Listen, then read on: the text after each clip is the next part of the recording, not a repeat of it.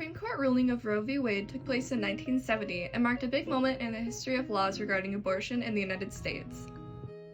In this case, Jane Roe, a pseudonym given to the appellant to protect her identity, became pregnant with her third child and wanted an abortion.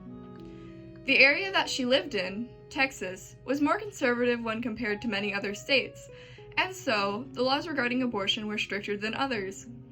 The law said that she could only get one if her health was in immediate danger.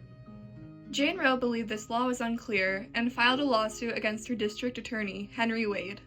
The amendments used to justify this lawsuit were the 4th, 1st, 5th, 9th, and 14th Amendments. Thus, the question being asked in this case is, does the Constitution recognize a woman's right to terminate her pregnancy by abortion? There was a variety of legal and executive actions relating to reproductive rights that took place before Roe v. Wade occurred. In general, by 1900, every state had some form of abortion legislation, most regarding it as a felony, save for a few very limited exceptions. Even then, only 20 states had said exceptions. Furthermore, Texas was not one of these states, thus, abortion was illegal unless the woman's life was at risk.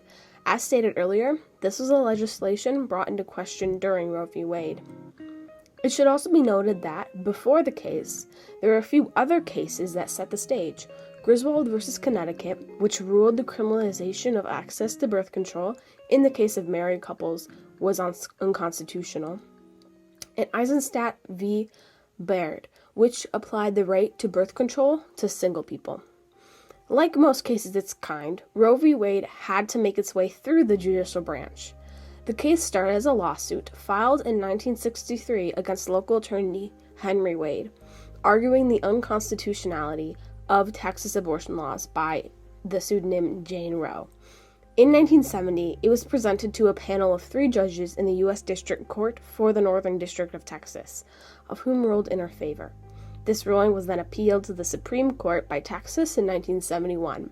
Finally, 2 years later, the Supreme Court ruled 7-2 on the unconstitutionality of Texas's abortion laws. They stated that the 14th Amendment provides a right to privacy that protects the right to abortion. The ruling of Roe v. Wade quickly caused division across the country. The Roman Catholic Church and many fundamentalist Protestants openly opposed the decision. Their outcry led to the formation of the National Right to Life Committee that had the explicit goal of reversing the ruling. Meanwhile, women's groups were ecstatic about the decision and formed the National Abortion Rights Action League to advocate for more reproductive rights. For the following 2 decades, the fight over abortion rights raged on, inevitably accumulating to the 1992 Planned Parenthood of Southeastern Pennsylvania v. Casey lawsuit. This case, whose arguments relied heavily on the ruling of Roe v. Wade, affirmed abortion rights.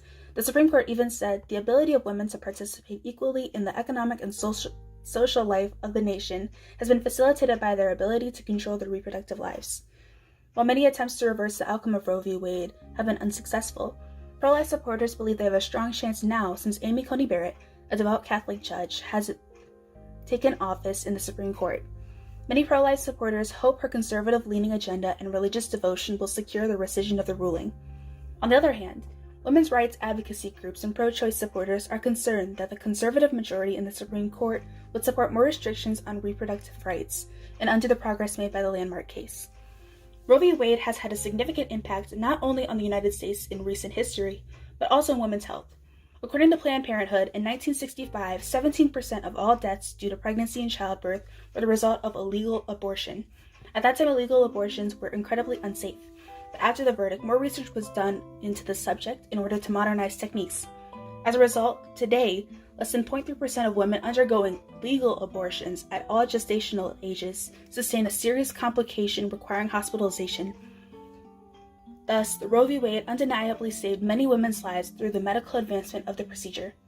If we were presiding over the case, we all argue that we would have ruled in favor of Roe. The majority opinion of the group is based on the right to bodily autonomy, meaning we believe women should be able to do or not do whatever they want with their body without government intervention. One concurring opinion cites the Declaration of Independence's famous words, "Life, liberty, and the pursuit of happiness," as justification in support of Roe. The government shouldn't restrict the pursuit of happiness of women who want or need abortions. An additional concurring opinion states that restricting abortion rights would give the government too much power. If abortion rights were restricted, it could trigger a domino effect, that could lead to more reproductive restrictions, which ultimately hurt the lives of women across the country.